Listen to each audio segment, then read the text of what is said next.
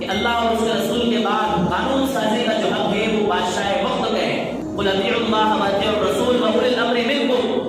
اللہ کی اطاعت کرو, اللہ کے رسول کی اطاعت کرو, اور اللہ اور اس کے رسول کے بعد میں جو حاکم وقت ہے اس کی اطاعت کرو.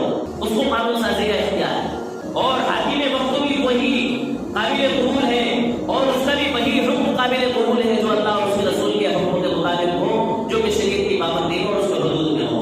اگر شریعت کے باہر وہ کوئی حکم ہے اور اللہ اور اس کے رسول کی اطاعت سے باہر وہ حکم ہے تو وہ بھی قابل قبول نہیں ہے.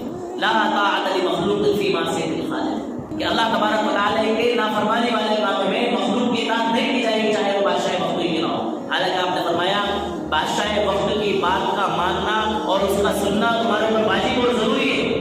بادشاہ وقت جو تمہیں حکم دے گا, جو بات تم سے کہے گا, اس کو تمہیں سننا بھی پڑے گا اور ماننا بھی پڑے گا, چاہے وہ بات تمہیں پسند آئے یا پسند نہ آئے.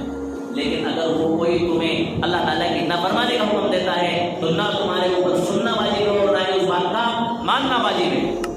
کیوں؟ اس لیے کہ اللہ تبارک و تعالیٰ کی نافرمانی والے کاموں میں مخلوق کی اور بادشاہ وقت کی کوئی فرمانبرداری اور اطاعت نہیں کی جائے گی. تو فرمایا اللہ کے بعد اور اللہ کے رسول کے بعد بادشاہ وقت کی بات کا ماننا تمہارے ذمہ کیا ہے؟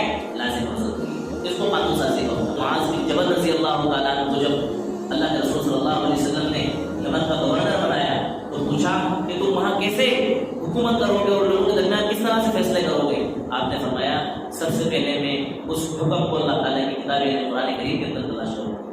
فرمایا اگر وہ حکم تمہیں قرآن کریم میں نہیں ملا تو فرمایا رسول اللہ صلی اللہ علیہ وسلم کی حدیث میں تلاش کروں گا.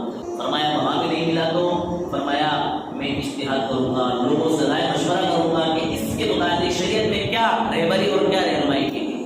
اس کے ذریعے آپ صلی اللہ علیہ وسلم نے مشاورت اور شورا کا نظام قائم کیا. بتلایا آپ نے کہ حاکم وقت اپنی مرضی سے کوئی حکم نافذ نہیں کرے گا, بلکہ اس کے لیے اپنے عوام سے اور اپنے گورنروں سے اور اپنے مشیروں سے مشورہ کرے گا, اس سے پوچھ تاچھ کرے گا. وہ امرهم شورا بینہم, ان کے جو معاملات ہیں وہ مشورے سے طے پائیں گے. آج کا جو نظام حکومت ہے اس کے اندر کیا ہے معلوم ہے آپ کو؟ جس پارٹی کی حکومت ہے وہ پارٹی اپنی مرضی سے جو چاہے قانون پاس کر دے. اس کے جو ممبر ہیں وہ ممبر بھی چون چرا نہیں کرتے ہیں کہ ہم اس قانون سے اتفاق نہیں رکھتے, بلکہ اگر ان کو ایسا لگ رہا ہے کہ یہ قانون ملک اور عوام کے لیے مفید نہیں ہے, اس کے باوجود بھی وہ اپنی پارٹی کے خلاف نہیں جا سکتے. پارٹی کے خلاف جانے کی وجہ سے ہو سکتا ہے ان کو پارٹی سے برخاست کر دیا جائے.